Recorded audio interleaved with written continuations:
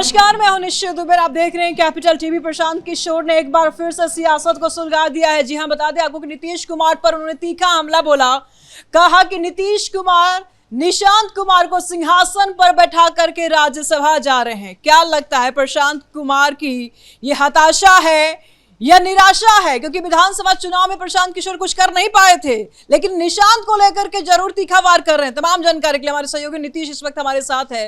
प्रशांत किशोर का बयान को आप कैसे देखते हैं? क्या वो हताशे में है क्योंकि उन्होंने अभी कुछ दिन पहले ही सुप्रीम कोर्ट का दरवाजा खटखटाया था कि बिहार में फिर से चुनाव होना चाहिए। अब निशांत कुमार बागडोर संभाल रहे हैं, उससे भी इन्हें तकलीफ है। देखिए, एक बहुत अच्छी कहावत है बिहार में। ये कहावत बोली जाती है कि घर में भूजी भांगना और डिहरी पे नाच। तो जिसके घर में खुद खाने को 2 वक्त को रोटी नहीं हो, वो समाज में बोलता फिरेगा कि हम देखिए ऑर्केस्ट्रा करवा के आए हैं। ठीक है, इसका अर्थ यही है कि प्रशांत किशोर विधानसभा चुनावों में कह रहे थे कि या तो हम अर्श पे रहेंगे या तो हम फर्श पे रहेंगे। वो कभी ये बात नहीं बताए कि वो फर्श के नीचे जो बिछी हुई कालीन होगी उसके अंदर घुस जाएंगे। माने कि शून्य भी नहीं था उनका सीट। वोट परसेंटेज की तो बात ही मत कीजिए। और ऐसे में अब प्रशांत किशोर बिहार की राजनीति में और मीडिया में बने रहने के लिए, सुर्खियां बटोरने के लिए, अब इतने लंबे समय से तो कोई मौका मिल नहीं रहा था, क्योंकि जब से एनडीए की वहां पर सरकार बनी तो कोई बहुत बड़ी शिकायत ऐसे सामने आई नहीं, एक नीट छात्र वाली मामला को छोड़ करके। उसके बाद से प्रशांत किशोर घेर नहीं पा रहे थे, कोई टीका टिप्पणी कर नहीं पा रहे थे। तो अंतकाल उन्होंने सोचा कि अब निशांत बाबू राजनीति में आए हैं तो क्यों ना मैं इनको युवराज कह करके डिनोट करूं और पूरे के पूरे जो एनडीए है उसको घेरने का प्रयास करूं। लेकिन इसमें शायद प्रशांत किशोर कुछ बातों को भूल गए। इसमें सबसे पहली बात यह कि अगर निशांत जो है वो अभी जदयू में शामिल हुए हैं तो उनको डायरेक्ट किसी बड़े पद पर नहीं बिठाया गया है, सबसे पहली चीज। दूसरी चीज कि ये नीतीश कुमार को बोल रहे हैं कि खुद तो चले गए और यहां पर इनको छोड़ करके जा रहे हैं, इनके लिए युवराज बना करके इनके लिए सिंहासन तैयार करके जा रहे हैं। तो अभी तक उस सिंहासन पर कौन बैठेगा यह भी निश्चित नहीं हुआ है। तो यह भी प्रशांत किशोर यहां पर फंस जाते हैं। तीसरी बात, वो कह रहे हैं कि एनडीए जो है, अगर उनका मुख्यमंत्री भारतीय जनता पार्टी का चेहरा होने वाला है तो फिर क्यों ना दोबारा चुनाव हो जाए, क्योंकि पिछली बार चुनाव हुआ था नीतीश कुमार के नाम से, तो इसलिए नीतीश कुमार के नाम पर वोट पड़ गया और एनडीए जीत गई। इस बार ये प्रशांत किशोर हवा बना रहे हैं कि अगर यहां पर फिर से चुनाव होता है बिहार के अंदर तो क्या होगा कि अगर कोई और चेहरा सामने खड़ा होगा तो उसमें प्रशांत किशोर की जीत हो जाएगी। जिस व्यक्ति का बिहार विधानसभा 2025 के चुनाव में 0 सीट था, 0, और पैसा ऐसे खर्च किया गया था कि जगह जगह पर नोट उड़ाया गया था प्रशांत किशोर के द्वारा। छोटे छोटे यूट्यूब पोर्टल्स को कैसे पैसा दे दे करके अपनी तरफ हवा बनवाया गया था, यह भी किसी से नहीं छुपा हुआ है। तो ऐसे में पीके बाबू जो है, प्रशांत किशोर जो है, वो ये नहीं बता रहे हैं कि मैं खुद फर्श पे हूं, मैं खुद इस वक्त नहीं उठ पा रहा हूं। और ऐसे में वो घेरने का प्रयास कर रहे हैं जदयू को, जिसके पास ऑलरेडी 80 के लगभग सीट है। दूसरी तरफ वहां पर भारतीय जनता पार्टी है जिसके पास 90 के लगभग सीट है।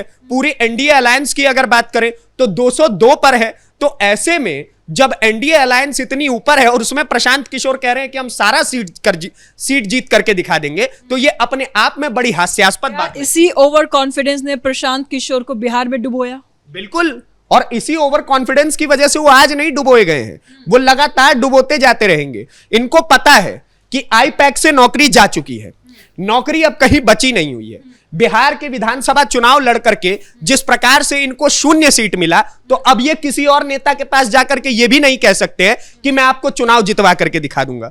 क्योंकि अगर ये किसी पॉलिटिकल पार्टी के पास, जो इनका काम हुआ करता था, जो इनका बिजनेस था, कि ये पॉलिटिकल पार्टीज के पास जाते थे, उनको चुनाव लड़वा करके उनसे पैसा लेते थे, और अब अगर ये वही बात बोलने के लिए पॉलिटिकल पार्टीज के पास जाएंगे कि देखिए मैं आपका चुनाव लड़वा दूंगा, तो पॉलिटिकल पार्टी सीधा एक सवाल करेगी कि बताइए आप कितना सीट जीते थे बिहार विधानसभा चुनाव में जो हम आपको पैसा देकर के चुनाव लड़े। ठीक है नीतीश, लेकिन सवाल इस बीच ये भी उठता है कि जिस तरीके से नीतीश कुमार ने महागठबंधन की सरकार में तेजस्वी प्रसाद यादव के हाथ पकड़ करके उन्होंने राजनीति की ककहरा को सिखाया था, अगर नीतीश कुमार की यही मंशा होती जिस तरीके से प्रशांत किशोर आरोप लगा रहे हैं, तो क्या निशांत को पार्टी में ला करके राजनीति की पाठ नहीं पढ़ाते नीतीश? अभी प्रशांत किशोर ने एक बात और बोली है कि एक बात बताइए, अभी नीतीश कुमार जो जगह जगह घूम रहे हैं वो अपने युवराज के लिए, यानी कि निशांत बाबू के लिए पूरे बिहार में एक तरीके का हवा बनाने का काम कर रहे हैं, जबकि हकीकत इससे बिल्कुल उलट है।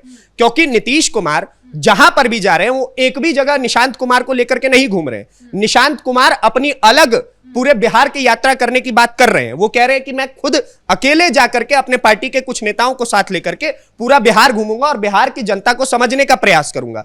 अब ऐसे में प्रशांत किशोर यहां पर भी फंस जाते हैं। तो मुझे समझ नहीं आ रहा है कि प्रशांत किशोर की बुद्धि विपक्षी दलों जैसी कैसी हो गई है। अब या तो ये विपक्ष का ही एक नशा है, एक हवा है उस तरफ कि आप इस प्रकार की उल्टी सीधी बातें करने लग जाते हैं जिसका कोई बेस नहीं होता, एकदम पॉइंटलेस बातें होती हैं। अब दूसरी तरफ देखिए, इनको युवराज कहना ही था तो आज तक ये तेजस्वी यादव के बारे में युवराज कह करके क्यों नहीं डिनोट कर रहे हैं? इन्होंने घेरा है तेजस्वी को, इस चीज से कोई डिनाई नहीं कर रहा, लेकिन तेजस्वी यादव को लेकर के इतने एग्रेसिव हो जाइए तो समझ आता है। लेकिन आप निशांत बाबू को लेकर के अगर एग्रेसिव हो रहे हैं तो निशांत कुमार अभी पॉलिटिकली बहुत ज्यादा फॉरवर्ड भी नहीं है। उनको राजनीति की अगर बोला जाए कि वो बहुत ज्यादा समझ रखते हो तो ऐसा भी नहीं है। और ये मैं नहीं कह रहा हूं, ये बहुत सारे लोग समझते हैं इस बात को।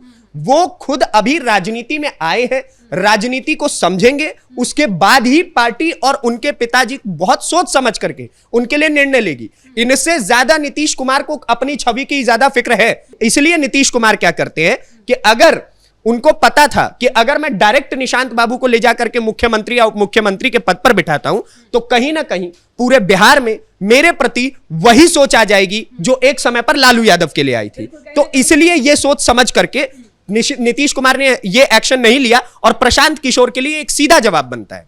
कई जगहों से ये आवाज उठ भी रही है, लेकिन इसमें सवाल ये भी उठ रहा है नीतीश की, जिस तरीके से नीतीश कुमार जनता के बीच में गए, जिस तरीके से जनता ने उन्हें बहुमत दिया, जिताया जनता ने, प्रशांत अब इस बात को पचा नहीं पा रहे, क्योंकि कुछ दिन पहले ही सुप्रीम कोर्ट के दरवाजा खटखटाए थे, सुप्रीम कोर्ट से उनको लताड़ लगी थी और अब निशांत कुमार के ऊपर वो हमला कर रहे हैं। हिम्मत है तो सम्राट चौधरी पर बोल के दिखाएं, सम्राट चौधरी जवाब देंगे तरीके से। देखिए, एक बहुत सिंपल सी बात है, प्रशांत किशोर ने सोचा था कि चुनाव पैसे से जीता जाता है। इनको इस बात का बिल्कुल भी अनुभव नहीं था कि चुनाव में पैसा हर बार खर्च करके आप चुनाव नहीं जीत सकते हैं। आपको जनता के दिल को जीतना पड़ता है और वही कुछ बिहार विधानसभा 2025 में हुआ। इनको आई 0 सीट, तो ये जगह जगह जाकर के अब हवा बनाने लग गए कि वोट चोरी होता है, जो कि विपक्ष के पास एक सिंपल पैटर्न है। ठीक है, तो अब प्रशांत किशोर जब इस चीज का हवा बनाने के लिए जाते हैं सुप्रीम कोर्ट में तो डांट पड़ेगी ही पड़ेगी, क्योंकि जब वैसा कुछ हुआ ही नहीं है, आपके पास कोई एक स्ट्रॉन्ग एविडेंस नहीं है, तो आप कैसे ये बात बोल सकते हैं? पहली चीज ये। दूसरी चीज, जैसा कि आपने बोला कि सम्राट चौधरी के बारे में बोल करके दिखाई, ये नहीं बोलने वाले हैं। सम्राट चौधरी को लेकर के जब से चुनाव जीते हैं सम्राट चौधरी, उसके बाद से आपने एक भी टिप्पणी इनकी नहीं सुनी होगी। उससे पहले ये लगातार बोलते रहते थे कि फलाना कांड में उनका हाथ है, ढिकाना कांड में उनका हाथ है, लेकिन जब से चुनाव जीत चुके हैं वो, उसके बाद से एक भी बयान इसलिए नहीं दे रहे हैं क्योंकि ये खुद भय में है। क्योंकि अगर वो इनके पीछे पड़ गए और इनके तार खींचने लगे वो, और इनके कच्चे चिट्ठे वापस खुलने लग जाए तो इनको भय हो जाएगा और ये समस्या में आ जाएंगे। प्रशांत किशोर पॉलिटिकली कभी कभी इतने समझदार हो जाते हैं कि वो ऐसी ऐसी हरकतें करते हैं जिसे देख करके जनता भी उनके ऊपर हंसने लग जाती है। ये सोचते हैं कि मैं पॉलिटिकल स्ट्रैटेजिस्ट हूं, मैं इलेक्शन स्ट्रैटेजिस्ट हूं, तो मैं जो कहूंगा वही सही होगा। इनके कहने पे बिहार विधानसभा चुनाव 2025 के बाद 26 में फिर हो जाएगा, फिर अगले बार फिर हार जाएंगे तो कहेंगे 27 में करवाओ, अगले बार फिर हारेंगे तो कहेंगे 28 में करवाओ। मतलब इनके हिसाब से बिहार की जनता बिल्कुल फ्री बैठी हुई है, जैसा कि ये हर बार क्लेम भी करते रहते हैं कि बिहार में कुछ नहीं है, बिहार के लोग ये ऐसे हैं वैसे। आपने इनके बात करने का तरीका देखा है? जनता के बीच जब ये गांव में जाते हैं तो जनता से ऐसे बात करते हैं जैसे उनको हड़का रहे हैं, डांट रहे हैं। ऐसे जनता का दिल जीता जाता है? नहीं जीता जाता है, ऑब्वियस सी बात है। और आप एक बात बताइए, पॉलिटिकल स्ट्रैटेजिस्ट की लैंग्वेज इस प्रकार की होगी ही नहीं।